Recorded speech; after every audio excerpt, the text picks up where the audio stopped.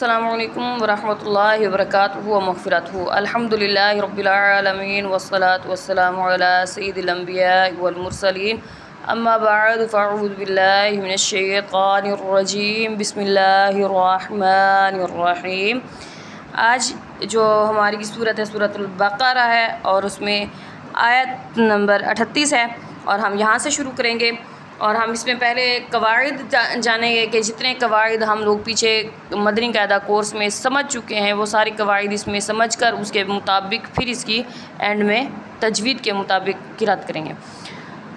اب یہاں سے ہے قاف کو پر پڑھنا ہے، الف سے پہلے زبر ہے، الف مد ہے اور الف سے پہلے باریک حرف ہے، اس لیے الف کو باریک پڑھیں گے۔ یہاں پر واو ساکن سے پہلے پیش ہے، واو مد ہے، اور میں آپ کو یہاں پہ تجوید کرنے سے پہلے جتنا بھی آپ کو بتا رہی ہوں، وہ الف مدہ، واو مدہ یا پھر یا مدہ، اس کو ہم ایک الف یعنی 2 حرکات کے برابر کھینچ کر پڑھیں گے۔ ایک الف ہوتا ہے یوں، اگر ہم انگلی بند کر دے آرام سے یوں کھولیں، جس طرح مثال کے طور پہ قلنا، نا کو آرام سے کھولتے جائیں گے اور پڑھتے جائیں گے، ایک الف اسے کہا جاتا ہے۔ اور یہاں پر الف نہیں پڑھیں گے، نون ہا کے ساتھ ملائیں گے، کیونکہ جب کوئی ساکن حرف ہوتا ہے تو اس سے پہلے اگر کوئی متحرک حرف آ جاتا ہے تو اس ساکن حرف کو ہی ملا کر پڑھتے ہیں، باقی جو درمیان میں حرف ہوتا ہے اسے پہلے متحرک حرف کو ساکن سے ملاتے ہیں اور اسے پہلے درمیان میں جو بھی حرف ہوتا ہے اسے چھوڑ دیتے ہیں۔ واو ساکن سے پہلے پیش ہے، واو مد، الف سے نون ساکن کے بعد ہا ہے جو کہ حروف حلقی میں سے، اس لیے یہاں پر غنہ نہیں کریں گے کیونکہ یہاں پہ اظہار ہو رہا ہے۔ الف سے پہلے زبر ہے، الف مد، اور الف سے پہلے باریک حرف ہے، اس لیے الف کو باریک پڑھیں گے۔ یہاں پر یا ساکنہ سے پہلے زیر ہے، یا مد ہے، اس کو بھی ایک الف کی مقدار کھینچ کر ادا کریں گے۔ یہاں پہ تنوین ہے، اور یہاں پر جو 2 زبر ہوتے ہیں نا، اصل میں یہاں پر 2 زبر کے بعد الف اس لیے لکھا جاتا ہے کہ جب ہم اسے وقف کریں تو وقف کی صورت میں جمیعاً کے بجائے جمیعا ہو جائے، آ پڑھیں گے، ایک الف سے بدل دیں گے، اسے 2 زبر ختم کر کے ایک زبر بنا دیں گے اور ایک زبر کے بعد الف بھی اس کے ساتھ ادا کریں گے۔ یہاں پر جیم ہے جو کہ وقف جائز کی علامت ہے، اور یہاں پر رکنا بہتر ہے، نہ رکنا بھی جائز ہے، اس لیے ہم بہتر کو اختیار کریں گے، ہم رکیں گے اور یہاں پر ہم 2 زبر کی بجائے ایک الف ہی بنا کر اس کو ادا کریں گے۔ یہاں پر میم ہے، میم مشدد ہے، کیونکہ جب میم مشدد ہو تو اس میں غنہ ہوگا، ناک میں آواز لے جا کر پڑھیں گے، غنہ کریں گے۔ اور یہاں پر حمزہ ساکنہ ہے، الف کو حمزہ اس لیے پڑھا جاتا ہے جب الف کے اوپر زبر زیر پیش کھڑا، زبر کھڑا زیر الٹا پیش، یا پھر یہ جزم آ جائے تو الف کو الف نہیں پڑھا جاتا، الف کو حمزہ پڑھا جاتا ہے، اس لیے یہاں پر ہم حمزہ پڑھیں گے۔ اور حمزہ جب ساکن ہو یعنی اس کے اوپر جب جزم لگ رہی ہو تو حمزہ کو جھٹکا دے کر ادا کریں، یا اس طرح ہم اسے جھٹکا دیں گے۔ نون مشدد ہے، نون مشدد جب آتا ہے تو اس میں غنہ ہوتا ہے اور ناک میں آواز لے جا کر ادا کرتے ہیں۔ میم ساکن ہے، میم ساکن کے بعد دوسری میم ہے، جب میم ساکن کے بعد ساکن حرف اسے کہتے ہیں جس کے اوپر یہ دال کی شکل جو پیش کی طرح ہوتی ہے، دال کی شکل میں بنی ہوئی ہے، اسے جزم کہتے ہیں، سکون بھی کہتے ہیں، اس لیے جس حرف کے اوپر یہ جزم ہو، سکون ہو، اسے ساکن حرف کہتے ہیں، اس لیے میم ساکن ہے، میم ساکن کے بعد دوسری میم ہے، اس لیے یہاں پر ادغام شفوی ہوگا اور اس میں مدغم، اس میم کو اس میم میں مدغم کریں گے، یعنی کم منی اکثر میں پڑھنا تھا، یا اتیکم منی، یوں نہیں پڑھیں گے، یا اتیکم منی نہیں پڑھیں گے، اس میم کو اس میم کے اندر ڈال کر ادغام کریں گے، ادغام یعنی مدغم کر دیں گے، کم منی۔ اب یہاں پہ اس طرح سے پڑھیں گے۔ نون مشدد ہے، نون مشدد میں غنہ ہوگا، یا ساکنہ سے پہلے زیر ہے، یا مد ہے، اس کو بھی ایک الف کی مقدار کھینچ کر ادا کریں گے۔ تنوین ہے، تنوین میں 2 زبر ہے، اس کے بعد فا ہے، فا حروف اخفا میں سے، اس لیے یہاں پر اخفا ہوگا، ناک میں آواز لے جا کر غنہ کریں گے۔ نون ساکن ہے، نون ساکن کے بعد تا ہے، یہ بھی حروف اخفا میں سے، اس لیے یہاں بھی اخفا ہوگا۔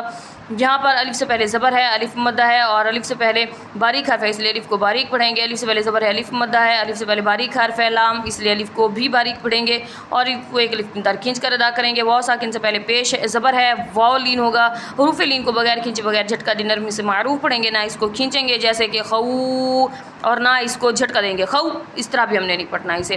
اور یہاں پہ فا کے پر تنوین ہے، تنوین کے بعد عین ہے جو کہ حروف حلقی میں سے، اس لیے یہاں پر اظہار ہوگا، یہاں پہ غنہ نہیں کریں گے۔ یا ساکنہ سے پہلے زبر ہے، یا لین ہوگا، اس کو بھی بغیر کھینچے بغیر جھٹکا دیے پڑھیں گے۔ میم ساکن ہے، میم ساکن کے بعد واو ہے، اگر میم اور با کے علاوہ کوئی بھی حرف آ جائے تو وہاں پہ اظہار شفوی ہوگا، غنہ نہیں کریں گے۔ الف سے پہلے زبر ہے، الف مدہ ہے، اور الف سے پہلے باریک حرف ہے لام، اس لیے الف کو باریک پڑھیں گے۔ میم ساکن، میم ساکن کے بعد یا ہے، اظہار شفوی ہوگا۔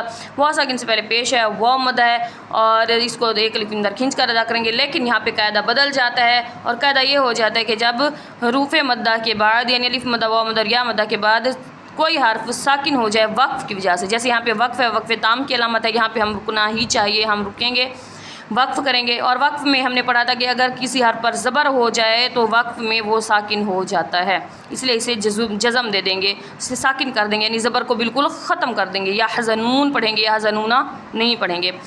اور یہاں پر جب مد عارض ہوگا، کیونکہ حرف مد کے بعد جب کوئی حرف وقف کی وجہ ساکن ہو جائے تو اسے مد عارض کہیں گے. اور مد عارض میں ہم ایک الف، دو الف یا تین الف کی مقدار کھینچ کر ادا کریں گے. یہاں ساکنہ سے پہلے زیر ہے، یا مدہ ہے، اس کو بھی ایک الف کی مقدار کھینچ کر ادا کریں گے. واو ساکن سے پہلے پیش ہے، واو مدہ ہے، اس کو بھی ایک الف کی مقدار کھینچ کر ادا کریں گے.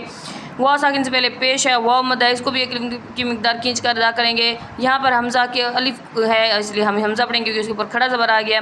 ہم یہاں پہ کھڑی حرکات ہے، یہاں پہ یا کے اوپر بھی کھڑی حرکات ہے، ان دونوں کو ایک الف کی مقدار کھینچ کر ادا کریں گے کیونکہ حروف مدہ کے قائم مقام ہوتے ہیں. الف سے پہلے زبر ہے، الف مدہ ہے، اور الف سے پہلے باریک حرف ہے، الف کو باریک پڑھیں گے. اور یہاں پر الف سے پہلے یہاں پہ الف مدہ ہونے کے بعد جب حروف مدہ کے بعد حمزہ، جب کہ الف کے اوپر کوئی حرکت ہو تو حمزہ ہو جاتا ہے. حمزہ دوسرے کلمے میں ہو، بی آ یا تینا ایک کلمہ ہے، اولئک علیحدہ کلمہ ہے.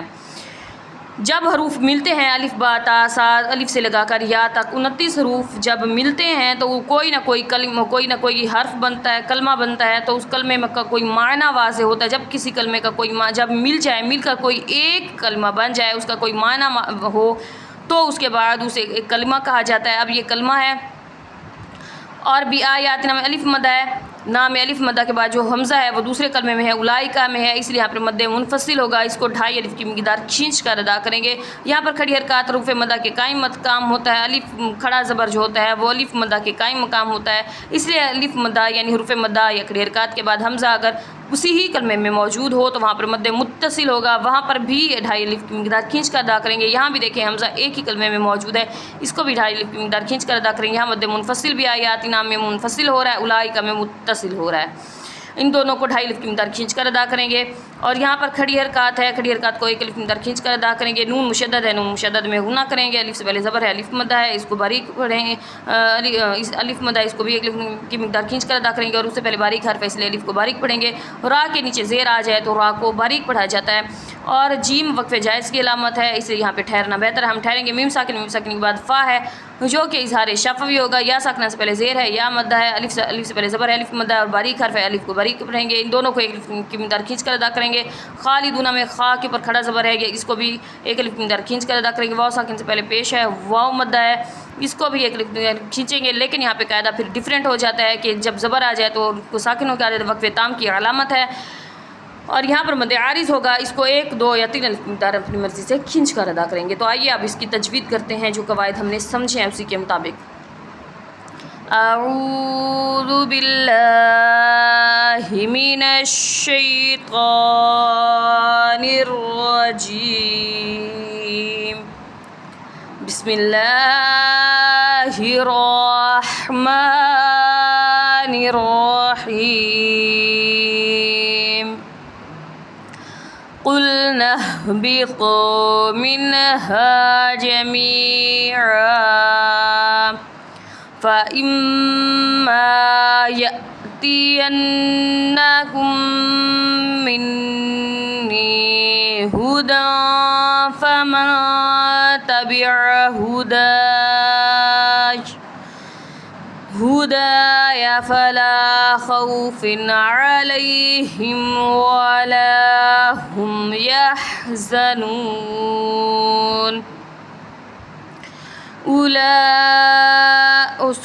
والذين كفروا وكذبوا بآياتنا أولئك أصحاب النار هم فيها خالدون.